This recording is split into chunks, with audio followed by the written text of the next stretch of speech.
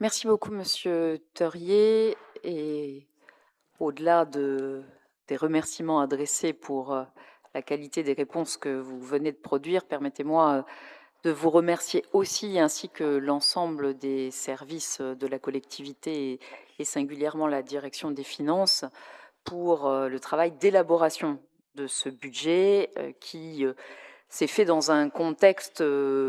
particulièrement inédit et difficile. Alors oui, vous l'avez dit, le vote de ce budget est évidemment plus tardif dans le calendrier annuel qu'il ne l'est habituellement. Mais n'oublions pas que nous avons disposé aussi d'une loi de finances particulièrement tardivement. Et par ailleurs, je n'ose imaginer ce qu'auraient été les conséquences calendaires s'il n'y avait pas eu l'adoption d'une loi de finances. À un moment, il faut bien que nous puissions disposer de textes budgétaires. Et puis, par ailleurs, il n'a échappé à personne que s'est déroulée sur ces dernières semaines, ces derniers mois, une campagne municipale. Et qu'aurions-nous entendu si nous avions ficelé, en quelque sorte, les choix budgétaires pour l'année 2026, avant même que les Rennais ne se soient exprimés dans les urnes. Je pense qu'en votant ce budget en début de mandat, on permet aussi, et on vient de le voir à l'instant, ce qu'est une forme d'appropriation collective des enjeux de pilotage financier de la collectivité. Et pour autant, je le redis fermement après Mathieu Teurier, et quitte à plagier ces formules, il n'y a absolument rien de nouveau dans les éléments financiers qui nous sont donnés. Pour celles et ceux qui ont été présents sur quelques bancs qu'ils soient lors du dernier mandat, de manière constante, depuis le début du mandat dernier, nous présentons effectivement des éléments de trajectoire dont nous disons nous-mêmes qu'ils conduisent à un effet ciseau et à une dégradation. Le seul élément nouveau chaque année, c'est bien les ponctions supplémentaires opérées par l'État dans le cadre des projets de loi de finances. Et c'est bien les conséquences d'un État qui nous fait les poches. C'est ça, précisément, qui vient dégrader les ratios. Pour le reste, nous tenons les objectifs avec une gestion financière sobre et rigoureuse, et nous avons des dégradations qui nous sont imposées par des choix d'austérité qui, effectivement, ne sont pas les nôtres. Alors, que la Chambre régionale des comptes ait pu, avec nous, dire que nous avions un niveau d'investissement élevé, un niveau de dépenses de ce fait élevé et un niveau de recettes parce que nous n'avons pas augmenté la fiscalité depuis 15 ans qui lui restait stable, c'est une évidence et ça n'est de fait en rien différent de ce que nous disons nous-mêmes. Mais j'ai entendu, et je l'avais déjà entendu pendant la campagne, qu'il nous suffirait de suivre les recommandations de la CRC pour avoir l'orthodoxie budgétaire et, de fait, un document parfaitement conforme. Je nous rappelle simplement que dans le rapport de la CRC sur l'exercice de gestion budgétaire, il y avait 3 recommandations. 3 recommandations qui consistaient à mieux mettre en conformité les documents administratifs entre eux. Et bien ça ne fait pas des économies, ça ne fait pas des choix politiques. Quant à, parce que je reviens un petit peu sur ce qui a pu être dit, non seulement à l'occasion de ce débat budgétaire, mais aussi un peu en amont il y a quelques semaines, quant à la mystification selon laquelle suivre les recommandations de la CRC aurait permis 45 millions d'économies à la ville, c'était en réalité une extrapolation du rapport de la métropole, de la CRC, pardon, sur la gestion de la métropole, qui disait ceci très précisément. Parce que tant qu'à utiliser les rapports de la CRC, autant les lire correctement. La CRC nous disait que dans le cadre de 45 millions d'euros de prêts ou d'avances que fait la métropole à des tiers, 180 000 euros correspondant à une aide à la recherche en 2018 aurait pu être requalifié en subvention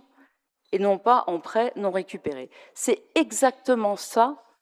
les recommandations de la CRC. Alors, allez nous dire qu'il suffirait de s'y conformer, c'est mentir tout simplement, ou c'est à tout le moins être dans l'incapacité de lire ce qu'est la réalité de ces rapports de la CRC. Et c'est surtout faire l'économie, et Mathieu Therrier a eu raison de le dire, de l'exercice politique qui consisterait à dire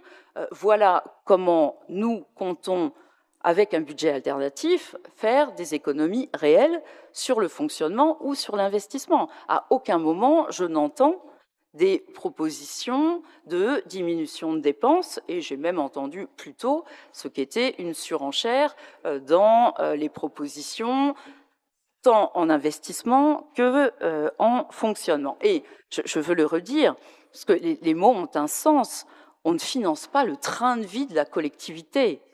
comme s'il s'agissait de largesses que chacun pourrait s'octroyer, qu'il s'agisse des services ou, derrière cette petite musique et ce petit vocabulaire, un tantinet politique, voire même un tantinet populiste, cette idée que nous ferions usage de l'argent public pour alimenter un train de vie. En réalité, on fait usage de l'argent public pour mettre en place des politiques publiques,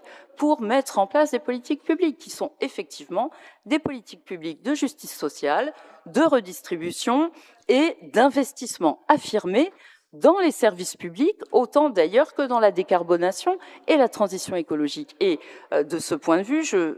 voulais revenir également sur le fait que la transition écologique, oui, elle nécessite de s'y prendre avec méthode, elle nécessite des exercices de planification et très précisément pouvoir prévoir sur la durée, notamment comme nous avons voulu le faire, un plan d'investissement à 400 millions d'euros pour rénover dans les quartiers 35 équipements publics, sportifs, culturels ou de vie associative, autant qu'éducatifs, c'est faire œuvre d'une politique de transition et de bifurcation particulièrement assumée et particulièrement crédible, notamment parce qu'elle est anticipée et qu'elle correspond à la fois à nos capacités d'investissement, mais aussi à la capacité de nos services à suivre, notamment en maîtrise d'ouvrage et en maîtrise d'œuvre, la réalisation de ces chantiers. Et si nous n'avions pas cette vision d'avenir, alors nous ne pourrions pas aller au bout de nos objectifs de décarbonation. Et c'est précisément ce à quoi on s'attelle, et singulièrement en transparence. C'est pour ça que c'est un peu fort de considérer que planifier, c'est un exercice d'absence de transparence. Bien sûr que le débat aura lieu annuellement, mais nous n'avons aucune obligation de livrer une prospective pluriannuelle des investissements. Nous pourrions ne pas partager ce document. Nous le faisons très précisément parce qu'il permet d'abord de montrer comment est-ce qu'on va honorer un programme de mandat, et parce qu'il permet de donner autant à cette Assemblée qu'à l'ensemble des Rennais une vision extrêmement précise de la manière dont nous entendons organiser la décarbonation et la diminution de l'impact environnemental de l'ensemble de nos équipements comme de nos politiques publiques, ce qui nous permet par ailleurs de réaliser un certain nombre d'économies sur l'investissement qui, je peux vous le dire, ne sont pas cosmétiques. Parce que vous allez me montrer quels sont les mètres carrés de toiture disponibles pour faire des panneaux photovoltaïques supplémentaires sur la piscine de Villejean. Alors, peut-être au détriment de la végétalisation qui elle-même a son effet sur la qualité environnementale de l'équipement, mais s'agissant d'un des équipements de piscine les plus performants thermiquement et environnementalement de France, et c'est l'ensemble des architectes spécialisés sur ces questions de décarbonation et de réduction de l'impact des piscines qui nous le disent. Je pense que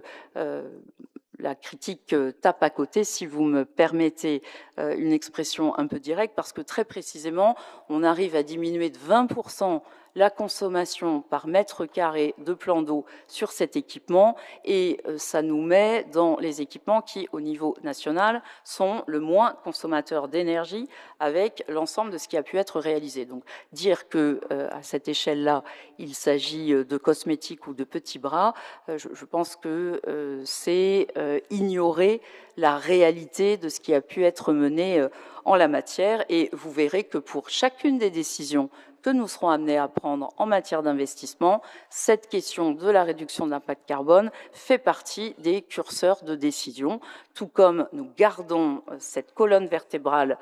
forte et qui ne surprendra personne ici, celle de la justice sociale en même temps que de la transition écologique, et c'est précisément ce que permet ce budget 2026, qui reste un budget de transition, parce qu'il nous appartiendra dans les prochains mois d'approfondir la manière dont va se mettre en œuvre le programme, mais qui est un budget extrêmement ambitieux. Et je veux à nouveau remercier tous les collègues qui l'ont élaboré, mais les collègues qui seront amenés aussi à le mettre en œuvre.